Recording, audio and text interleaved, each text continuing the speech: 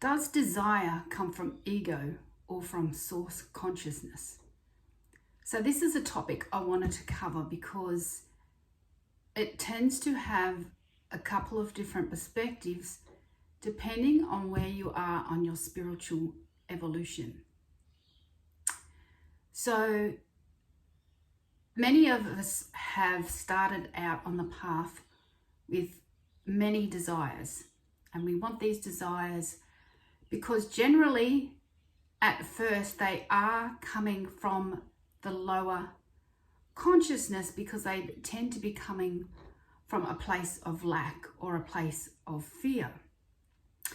And we're trying to manifest these desires to try and fill a void within ourselves.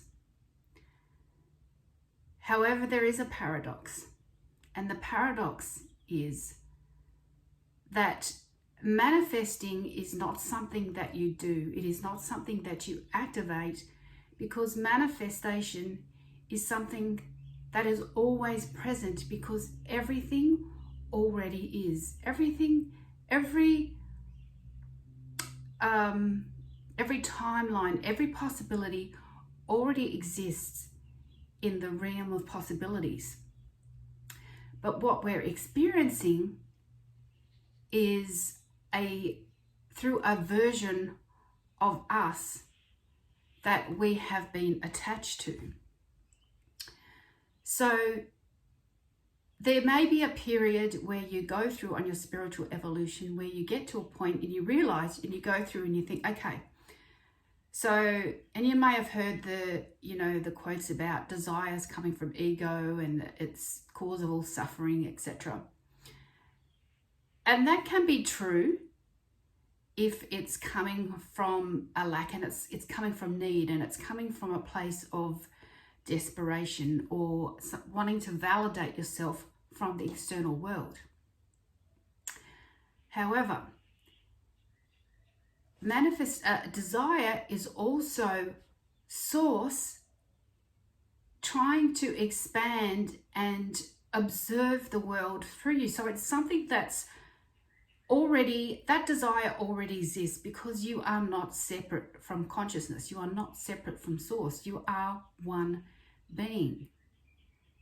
So what you are experiencing, if it's in its purest form, which is out without fear, without doubt, without coming from lack, then it is something that already exists and you are here to experience. And for me personally, like, you do go through this period where you realize, okay, you've gone through and, maybe the manifestation processes haven't worked for you, or, it doesn't always work for you. Sometimes it does, sometimes it doesn't. And you tend to get a bit disappointed, or things don't work out for you. And you go through this period where all you want is to feel that feeling of whole and completeness, and almost like there is no ego and you don't want or need anything. And that's a beautiful place to be. That feels quite blissful when you're just being present. And and when you're feeling that presence, you do not feel like you need or lack anything. But it gets to a point where, and particularly like I notice this, is that it feels kind of passionless and like there's no purpose and there's no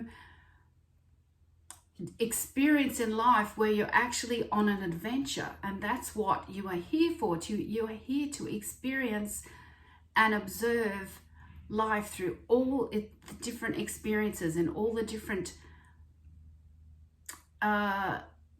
joys and ups and downs. And part of that is experiencing the contrast and the manifestation of what it is that you desire. So there are a lot of people that suppress their desires. They go through this part where they do actually suppress their desires because they think, no, I'm good, I'm source, I'm God. I don't need or want anything because I have it. You do have it, but the reason that these people go having these emotions or these thoughts of I don't need or want anything, and they're suppressing their desires, is because of a belief system that they can't have what they want, or nothing works out for them. So when you have that belief, you think, well, what's the point, because I don't get what I want. That is what ego is. The ego is the one that's telling the negative stories. Source, God, does not tell negative stories or have doubts or fears. Source can have whatever it wants. So when you align and identify with that version of you that is source consciousness, then you can let go of all of those limiting beliefs and negative thoughts about that you can't have what you want, and you can actually have what you want. And then you will shift yourself into that higher consciousness where things will draw to you that you're aligned with, because you're no longer identifying with those egoic thoughts, those negative beliefs. And when you do this, it is coming from a place of purity. It is coming from a place of also non-attachment. So the paradox in this is also that you can observe this reality, this desire that you want, but you're also not attached to it. So it's more like a choice. It's a choice. I want to experience this in my life because I'm here to observe reality in all its different dimensions and all of the different experiences. It's a choice. If I don't have it, I'm also okay because I'm also whole and complete. So things can then come to you and move into alignment with you because you're not coming from the egoic place. So that is the difference between the egoic desire and the desires. They do exist. It just depends on which form of the desire you are identifying with and which form of yourself are you identifying with to be able to actually bring that in and observe that into your reality.